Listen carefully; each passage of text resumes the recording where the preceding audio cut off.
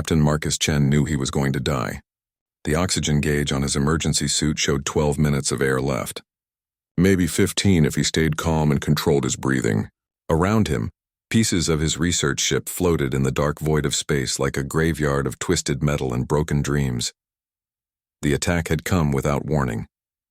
Pirates, most likely.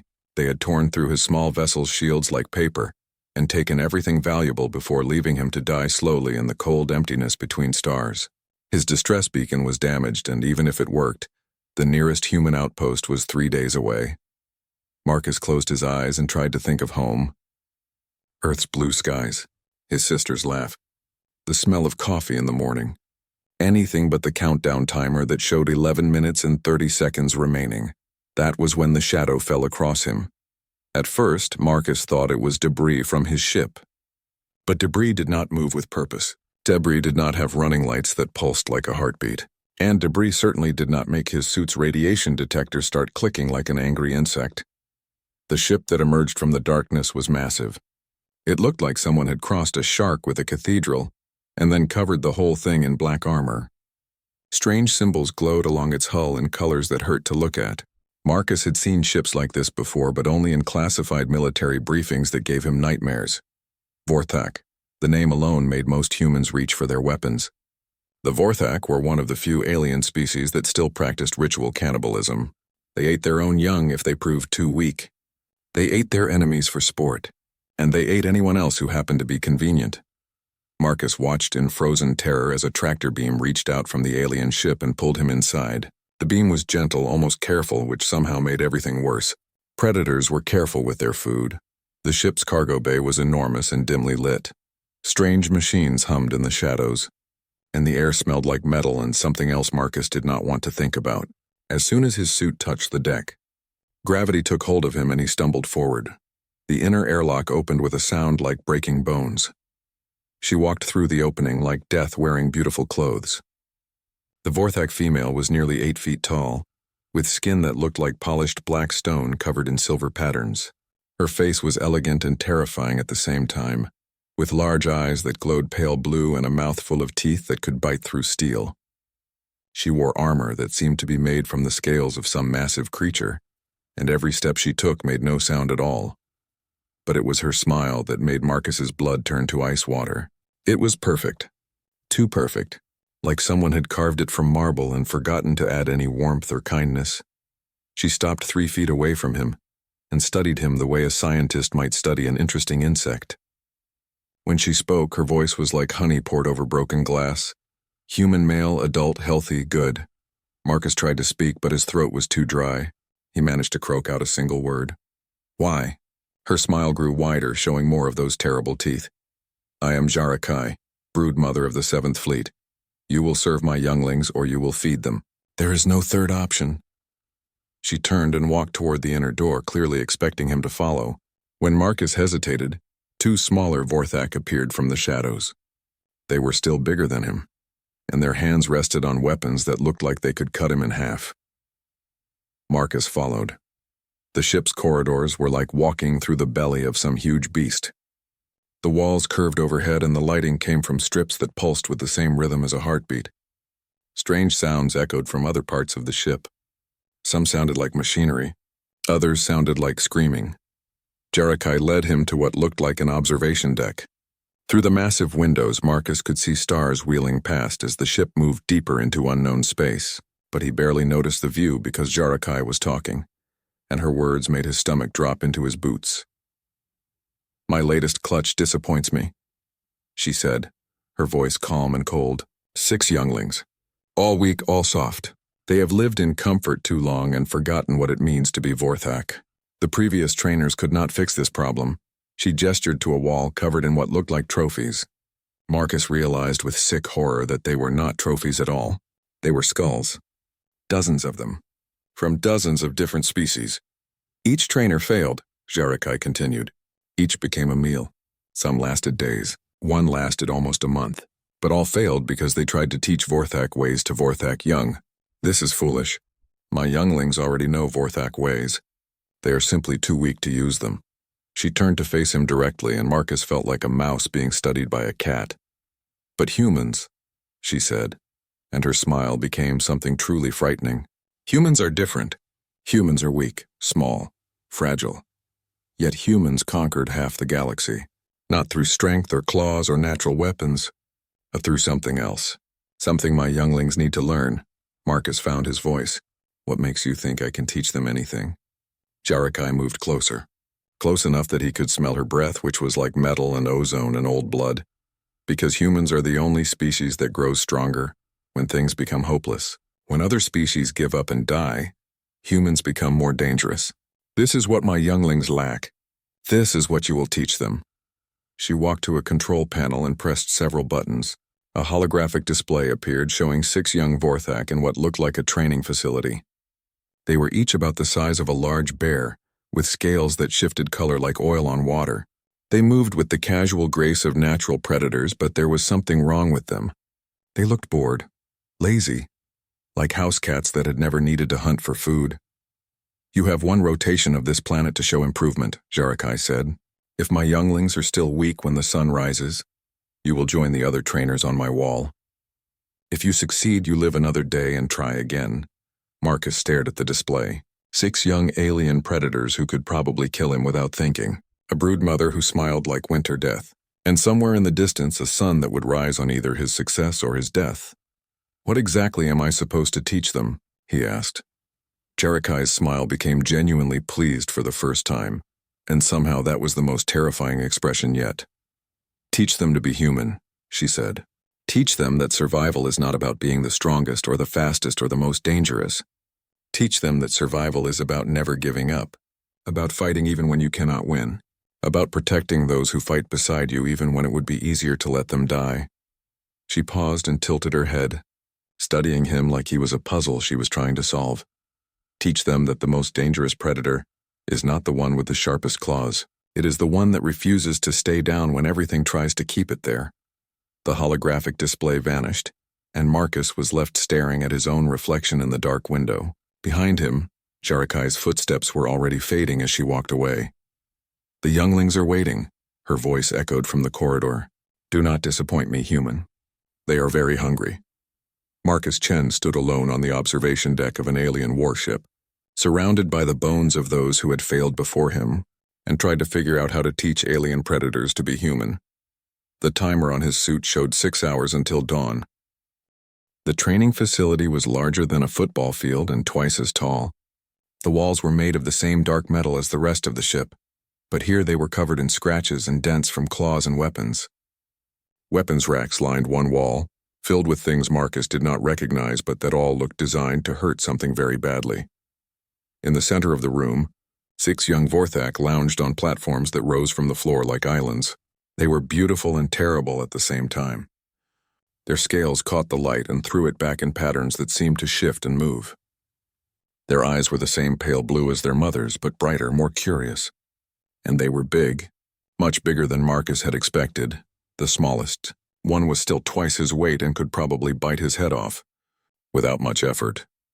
They watched him enter with the kind of lazy interest that house cats show when watching birds through a window.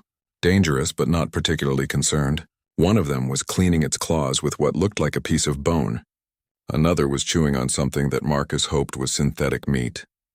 As he walked into the center of the room, all 6 heads turned to track his movement. The silence stretched out until it became uncomfortable, then kept going until it became frightening. Finally, the largest youngling spoke. Its voice was deeper than Marcus had expected, but still had the musical quality that seemed common to all Vorthak. So, you are the new trainer. You look very small. Smaller than the last one, agreed another. And the last one was tiny. The last one tasted good, though, said a third, and several of them made sounds that might have been laughter. Marcus took a deep breath and tried to project confidence he did not feel. I'm Marcus Chen. I'm here to train you. Train us to do what? Asked the smallest youngling. It had moved closer without Marcus noticing and was now near enough to touch. We already know how to fight. We already know how to hunt. We already know how to kill. What can a soft little human teach us that we do not already know? It was a good question. Marcus looked around at the 6 predators surrounding him and tried to think of an answer that would not get him eaten immediately. Your mother thinks you're weak, he said finally. The effect was immediate. All 6 younglings went very still, and the temperature in the room seemed to drop several degrees. The largest one rose to its feet in a single smooth motion and took a step toward Marcus. "We are not weak," it said, and there was real anger in its voice now. "We are Vorthak. We are apex predators. We fear nothing." "Then why haven't you left this room?" Marcus asked. The question caught them off guard. The largest youngling paused, tilting its head like it was trying to understand what Marcus meant. "We live here," it said slowly. "This is our home." "No," Marcus said. "This is your cage. Your mother keeps you here because she thinks you're too weak to survive outside. She feeds you. She protects you. She gives you everything you need so you never have to fight for anything." He gestured around the room at the comfortable platforms, the automatic food dispensers, the climate control that kept everything at the perfect temperature. "You're not predators," he continued. "You're pets." The silence that followed was different from before. It was the kind of silence that came right before something very bad happened. Marcus could see muscles tensing under scaled skin, claws extending, eyes beginning to glow brighter. "Careful, human," whispered the smallest youngling. "We may be pets, but we still have teeth." "So do house cats," Marcus replied. "But they don't hunt tigers." The largest youngling lunged. It moved faster than Marcus thought possible, crossing the space between them in a single bound. Claws extended, mouth open, eyes blazing with fury. Any normal human would have been dead before they could even think about moving. But Marcus had spent 10 years in the human military before becoming a researcher. He had trained with some of the best fighters in known space. And he had one advantage that the youngling did not expect. He did not try to fight back. Instead, Marcus dropped to the ground and rolled sideways. The youngling sailed over him and crashed into the wall behind where he had been standing. Before it could recover, Marcus was back on his feet and already moving. "Lesson 1, he called out as the youngling shook its head and turned to face him again. "Anger makes you stupid. Stupid predators become dead predators." The youngling charged again, but this time Marcus was ready. He waited until the last possible second, then stepped aside and let momentum carry the young Vorthak past him. It hit the wall again, harder this time. "Lesson 2, Marcus said. "If you can't hit your target, you can't hurt your target. Speed without control is just another way to hurt yourself."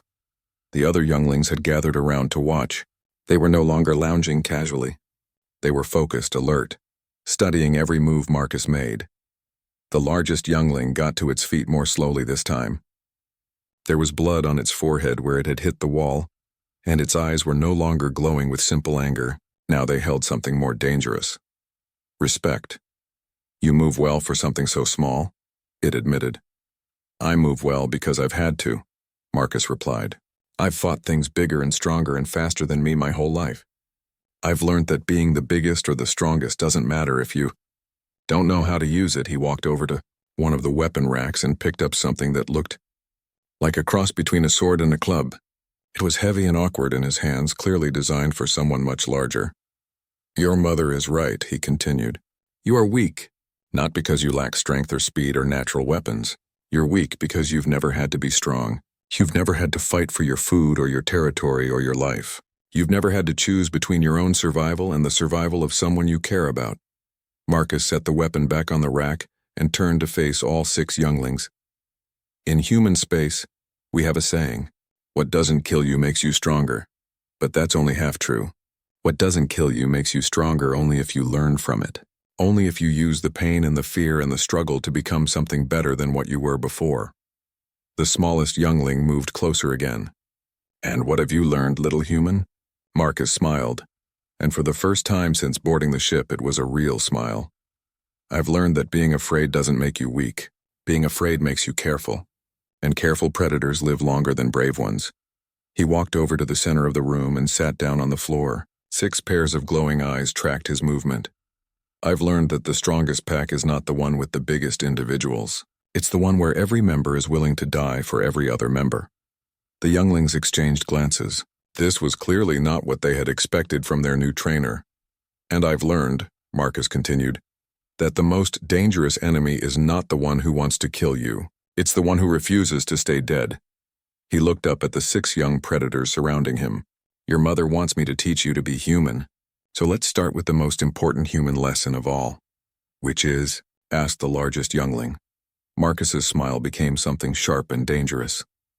How to survive when everything wants you dead. The next few days blurred together into a nightmare of exhaustion, pain, and slow progress. Marcus had turned off the food dispensers on the second day. By the fourth day, the younglings were learning what real hunger felt like. "This is stupid," snarled Keth, the largest of the brood. His scales had lost some of their shine, and there were dark circles under his eyes. "We are predators. We should be fed." "Predators hunt for their food," Marcus replied from where he sat against the wall. He was exhausted too, but he was used to being hungry and tired. The younglings were not. If you want to eat, earn it. The training had started simple. Marcus had divided them into pairs and given them basic tactical exercises, working together to solve problems, sharing resources, watching each other's backs. Things that came naturally to humans but seemed foreign to young Vorthak, who had been raised to think only of themselves. They failed constantly. When one youngling found food, they ate it all rather than sharing. When faced with a problem that required cooperation, they each tried to solve it alone. When one of them got tired or hurt, the others left them behind. In the wild, Marcus explained after their latest failure, a pack that doesn't work together dies together. Your mother knows this. That's why she brought me here. Sierra, the smallest and quickest of the brood, hissed in frustration. Our mother feeds us. Our mother protects us. We don't need to work together. Your mother won't always be there, Marcus said quietly. Someday you'll have your own territories, your own hunts, your own enemies. When that day comes, will you fight alone, or will you fight together? He stood up and walked to the center of the room. Let me tell you a story, a human story. The younglings gathered around despite themselves. They had learned to listen when Marcus told stories. His stories were different from the epic tales of individual Vorthak heroes they had grown up with. His stories were about ordinary people doing extraordinary things. 200 years ago, Marcus began, human ships were exploring a star system at the edge of our space. They found a planet covered in crystal formations that sang in the solar wind. Beautiful, peaceful, perfect for colonization. He gestured to the weapons on the walls around them. What they didn't know was that the crystals were actually a form of life, and they didn't like visitors. Keth leaned forward. What happened? The crystals attacked. They could resonate at frequencies that tore ships apart from the inside. They could project fields that stopped human technology from working. They could even take control of human minds if you got too close.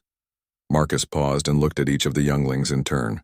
3 ships, 900 humans, all trapped on a planet that was trying to kill them? They fought back? Asked Dara, one of the middle-sized younglings. They tried. But how do you fight an enemy that can turn your own weapons against you? How do you win when the very ground under your feet is hostile? The younglings waited for the answer. Marcus let the silence stretch out until they were hanging on every word. They didn't fight the crystals, he said finally. They talked to them. Talked? Sierra's voice was disbelieving. To crystals? To the intelligence behind the crystals. It took them weeks to figure out how to communicate. Dozens of humans died trying, but they kept trying because they understood something important. Marcus stood up and began walking around the group. They understood that sometimes the strongest thing you can do is admit you're not strong enough. Sometimes the most dangerous thing you can do is show mercy to your enemy. Keth snorted. Mercy is weakness, is it? Marcus stopped and fixed the large youngling with a steady stare. The humans could have kept fighting. They could have died with honor, taking as many crystals with them as possible. Instead, they chose to risk everything on the chance that their enemy might be reasoned with. He sat back down and continued the story. It worked. The crystals weren't evil. They were just afraid. Afraid that the humans would destroy their songs, their harmony, their way of life. Once they understood that the humans only wanted to share the planet, not conquer it, they became allies. Allies? Dara sounded skeptical. The colony still exists today. Human cities built around crystal formations. Technology that combines human engineering with crystal harmonics. Children who grow up speaking both human languages and crystal songs. Marcus looked around at the 6 younglings. That colony has never been attacked. Never been conquered. Never fallen to any enemy. You know why? Because the crystals protect it? Guessed Sierra. Because the humans and crystals protect each other. Because they learned that being different doesn't have to mean being enemies. Because they chose cooperation over conquest. Keth was quiet for a long moment. When he spoke, his voice was thoughtful. "This is not the Vorthak way." "No," Marcus agreed. "It's not. The Vorthak way is to fight until only the strongest survives. But what happens when everyone follows the Vorthak way? What happens when everyone fights alone?" None of the younglings answered, but Marcus could see them thinking. "Let me show you," he said. He walked to the weapons rack and pulled down 6 training swords. They were blunted but still heavy enough to hurt. "Everyone pick a weapon." The younglings looked at each other uncertainly. Then each took a sword. "Now," Marcus said, stepping back. "Fight each other. Last one standing wins. Winner gets all the food for today." The younglings spread out into a rough circle, weapons raised. For a moment, nobody moved. Then Keth lunged at Sira, and everything exploded into chaos. Marcus watched as the 6 younglings tore into each other with enthusiasm. They were skilled fighters, he had to admit. Fast and strong and vicious. But they were also completely focused on individual survival. No one helped anyone else. No one watched anyone's back. No one showed any mercy. It was over in minutes. Keth stood in the center of the room, breathing hard, his sword at Dara's throat. The other younglings lay around him, defeated and exhausted. "Good," Marcus said. "Keth wins. Keth gets all the food." Keth straightened proudly, but Marcus wasn't finished. "Tomorrow," Marcus continued, "we're going to do this again. Except tomorrow, Keth fights alone against the other 5 working together." Keth's expression changed. "That's not fair." "Fair?" Marcus laughed, but there was no humor in it. "Life isn't fair. War isn't fair. Your enemies won't attack you one at a time in single combat. They'll come at you in groups. They'll use tactics and teamwork and coordination. They'll do whatever it takes to win." He looked around at the defeated younglings. "So here's the choice. You can keep fighting each other for scraps while your real enemies grow stronger, or you can learn to fight together and become stronger than any of you could ever be alone." Sira pushed herself up on her elbows. "What if we don't want to work together? What if we'd rather be strong individually?" Marcus smiled, that sharp, dangerous smile again. "Then you'll die individually, and your mother will find 6 new younglings to replace you." The silence that followed was different from any they had shared before. It was the silence of predators realizing they might not be the apex after all. "Tomorrow," Marcus said, "we start learning to be human." 3 weeks into training, Jarakai came to watch. Marcus was running the younglings through a complex tactical exercise when the brood mother entered the training facility. Her presence changed the entire atmosphere of the room. The younglings immediately stood straighter, moved more carefully, and their casual chatter died away to nervous silence. She said nothing at first, just walked around the edge of the room like a predator marking territory. Her pale blue eyes missed nothing. She watched how the younglings moved together, how they communicated without words, how they automatically covered each other's blind spots. Marcus continued the exercise as if she wasn't there, but he could feel her attention like a cold weight on his shoulders. The younglings were performing well, better than he had dared hope. They had learned to share resources, to coordinate attacks, to sacrifice individual advantage for group benefit. But was it enough? "Interesting," Jarakai said finally. Her voice cut through the room like a blade. "They move differently now." "They've learned to work as a team," Marcus replied, not taking his eyes off the younglings as they navigated a complex obstacle course that required each of them to help the others succeed. "Yes," Jarakai agreed. "But have they learned to be strong?" Before Marcus could answer, the broodmother walked to a control panel set into the wall and began entering commands. The obstacle course retracted into the floor, leaving the center of the room empty. Emergency lights began flashing red and a loud alarm started sounding. "Mother?" Keth's voice was uncertain. "What's happening?" Jarakai smiled, that terrible cold smile. "A test." The far wall of the training facility began to slide upward, revealing a dark corridor beyond. Strange sounds echoed from the darkness. Sounds like claws on metal, like hungry growling, like something that wanted very badly to get out. "In the deep levels of this ship," Jarakai said conversationally, "I keep the failures, younglings from previous broods who proved too weak to train but too dangerous to release. They have survived by eating each other and anything else they can catch." The sounds from the corridor were getting louder, closer. "There are 12 of them left," she continued. "They are older than you, larger than you, and they have spent years learning that only the strongest survive." Marcus felt ice forming in his stomach. Jarakai, they're not ready for this. Are they not? The brood mother turned those terrible eyes on him. You have had 3 weeks to make them strong. Either they are strong enough to survive or they are food. There is no middle ground.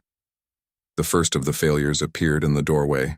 It had once been a Vorthak youngling, but years of fighting and eating its own kind had changed it into something else.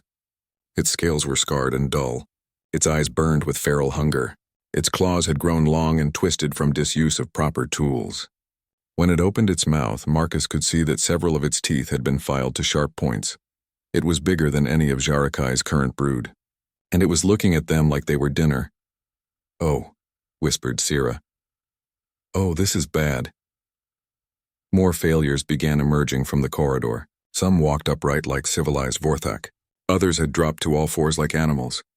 All of them showed the marks of violence and hunger. They spread out along the far wall, studying the 7 figures in the center of the room.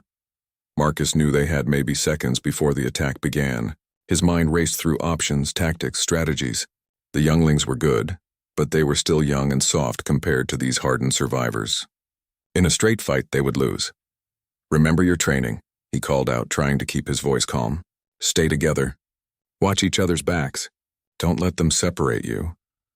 "There are too many of them," Keth said, but he was already moving into position with his siblings. The younglings formed a rough circle with Marcus in the center, exactly as they had practiced. "Numbers don't matter if they can't coordinate," Marcus replied. "Look at them. Really look." The younglings looked, and Marcus saw understanding dawn in their eyes. The failures might be bigger and stronger, but they were also completely individual. They eyed each other as suspiciously as they eyed their intended prey. Years of fighting for survival had taught them to trust no one. "They're going to attack us one at a time," Dara realized. "Each one trying to get the kill for themselves. Which means we can take them one at a time," added Sira. The largest of the failures chose that moment to charge. It came in fast and low, claws extended, clearly intending to take down whoever looked weakest. It picked Sira, but Sira wasn't alone anymore. As the failure lunged, Keth stepped sideways into its path. The impact sent him staggering, but it also knocked the attacker off balance. Before it could recover, Dara was there with a weapon she had grabbed from a fallen rack. Not to kill, but to trip. The failure went down hard. It tried to get back up and found Sira's claws at its throat. "Yield," she said quietly, "or die." The failure looked around at 6 younglings and 1 human, all working together, all ready to fight as one. It looked back at its fellow failures, none of whom had moved to help it. It yielded. The battle that followed was unlike anything Marcus had ever seen. Not because it was particularly violent, but because it was strategic. The younglings used their training, their teamwork, their coordination. They didn't try to match the failure's strength for strength. Instead, they used speed and tactics and the simple fact that they could trust each other. One by one, the failures fell. Some yielded when they found themselves outnumbered and outmaneuvered. Others fought until they were beaten unconscious. None of them managed to seriously hurt any of Jarakai's brood. When it was over, 12 failures lay defeated around the room, and 6 younglings stood together in the center, breathing hard but victorious. Marcus looked over at Jarakai. The brood mother was staring at her children with an expression he had never seen before. It might have been pride, or it might have been surprise, or it might have been something else entirely. "Well?" he asked. Jarakai walked into the center of the room and looked at each of her younglings in turn. When she spoke, her voice was softer than Marcus had ever heard it. "You are no longer younglings," she said. "You are Vorthak." The youngling straightened with pride, but she wasn't finished. "But you are also something else. Something new." She looked at Marcus. "Something human." That was when the largest of the failures, the one that had yielded first, chose to make one last desperate attack. It moved fast, going not for the younglings, but for Marcus. The human was smaller, weaker, easier prey, and if it could kill him, maybe it could break the unity that had defeated it so completely. Marcus saw it coming and knew he couldn't dodge in time, knew he couldn't fight something that size and strength, knew he was about to die. The youngling that saved him was Sira, the smallest of the brood. She threw herself between Marcus and the attacker without hesitation, taking claws meant for him across her chest and shoulder. The wounds were deep and immediately started bleeding bright red blood, but her sacrifice gave the others time to react. Keth tackled the failure from behind while Dara grabbed its arms. The other younglings piled on until the attacker was completely immobilized. Marcus knelt beside Sierra, pressing his hands against her wounds to try to stop the bleeding. "Why?" he asked. "Why did you do that?" Sierra looked up at him with eyes that were growing dim. "Because," she whispered, "you taught us that the pack protects its own." She closed her eyes and went very still. For a moment, nobody moved. Nobody spoke. The only sound in the room was the harsh breathing of exhausted fighters and the quiet drip of blood on metal. Then Jarakai knelt beside her daughter and placed one clawed hand gently on Sierra's forehead. "She lives," the broodmother said quietly, "but barely. She needs medical attention immediately." As if summoned by her words, medical personnel rushed into the room with equipment and stretchers. They worked quickly and efficiently, stabilizing Sierra and preparing her for transport to the ship's medical bay. As they carried her away, Jarakai stood and fixed Marcus with that pale blue stare. "You have taught them well," she said. "Perhaps too well. What do you mean?" Jarakai looked around at her 5 remaining younglings, all of whom were watching their sister being taken away with expressions of worry and determination. "You have taught them to value the pack above the individual. In Vorthak culture, this is unusual." Marcus met her gaze steadily. "Is that a problem?" For a long moment, Jarakai said nothing. Then slowly her terrible smile returned. But this time there was something warm in it. Something that might almost have been approval. "No," she said. "I think it is an improvement." Sierra recovered slowly. The medical bay of a Vorthak warship was a place of sharp edges and harsh lights, designed for a species that healed differently than humans. But the younglings took turns sitting with her, never leaving her alone, sharing their food and their warmth and their quiet conversation. Marcus watched them from the doorway and felt something tight in his chest loosen for the first time in weeks. They had learned, not just tactics or strategy or how to fight as a team, but something more fundamental. They had learned to care about each other more than they cared about themselves. It was the most human thing he had ever seen a non-human do. "She will have scars," Jarakai said from beside him. Marcus hadn't heard her approach, but he was getting used to the way Vorthak moved like shadows when they wanted to. "Scars are proof of survival," Marcus replied. "In human culture, they're considered marks of honor. And in Vorthak culture, they are signs of weakness, evidence that you were not fast enough or strong enough to avoid injury." Marcus looked at the broodmother. "What do you think they are?" Jarakai was quiet for a long moment, watching her children care for their injured sister. "I think," she said finally, "that I may need to reconsider some of my beliefs." Over the next few days, Marcus noticed changes throughout the ship. Word of the younglings' victory had spread among the crew, and their attitude toward the brood was different now. There was still respect, but it was the kind of respect earned through action rather than given through birthright. The younglings themselves had changed too. They moved with more confidence but less arrogance. They worked together naturally, without having to think about it. And they had developed something that Marcus had never seen in young Vorthak before, a sense of humor. "Tell us another human story," Keth asked one evening as they gathered around Sierra's medical bed. She was sitting up now, her wounds healing cleanly, though she still moved carefully. "What kind of story do you want to hear?" Marcus asked. "A funny one," said Dara. "Something about humans being stupid." Marcus laughed. "Oh, I have plenty of those. Did I ever tell you about the Great HFY War?" The younglings leaned in eagerly. They had discovered that human stories often involved humans doing incredibly foolish things, and somehow surviving anyway. It was a concept that fascinated them. "This was about 300 years ago," Marcus began, "back when humans were still confined to one planet. The government of a place called Australia decided that a large population of birds called emus was damaging their crops." "Birds?" Sierra's voice was still weak, but she was smiling. "Humans went to war with birds?" "Not just any birds. Emus are about 6 feet tall, can run 40 miles per hour, and have beaks that can punch through metal. But yes, humans declared war on birds." Marcus told them about how the military had sent soldiers with machine guns to fight the emus, how the emus had proven surprisingly difficult to hit because they ran in unpredictable patterns. how the birds had learned to avoid the soldiers and even seemed to be leading them into traps. In the end, Marcus concluded, the emus won. The soldiers gave up and went home.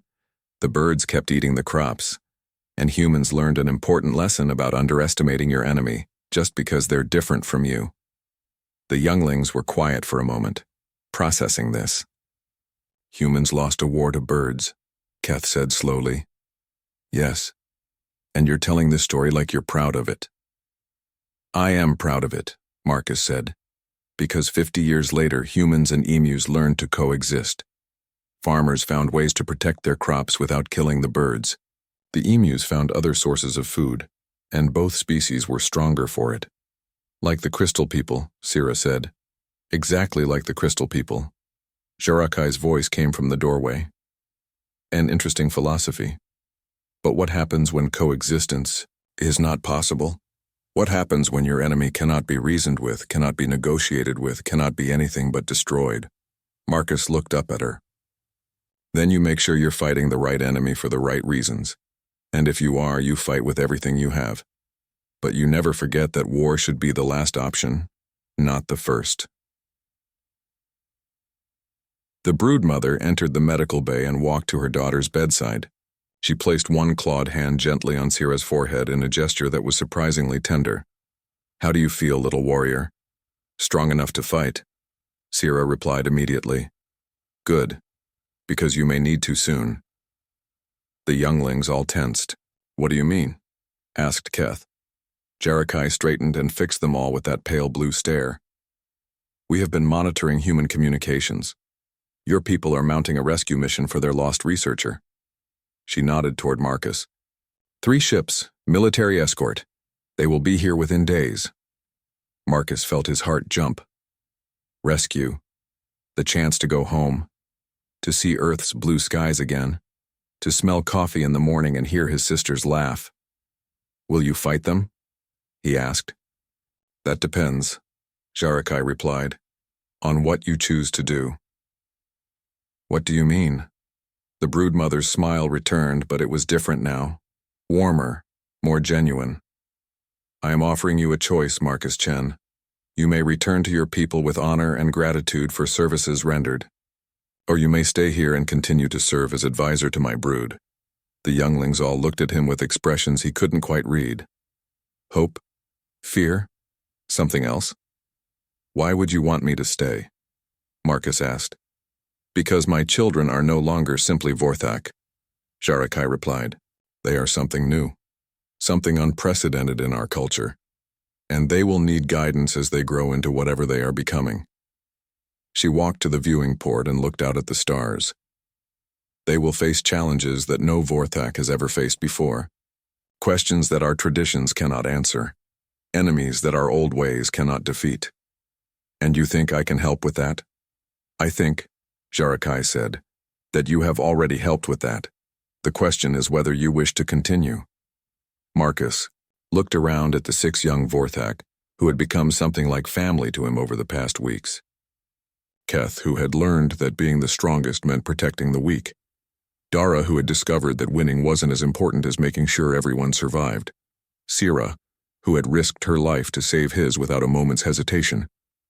They were watching him now with those pale blue eyes, waiting for his decision. He could see the hope there, carefully hidden but unmistakable.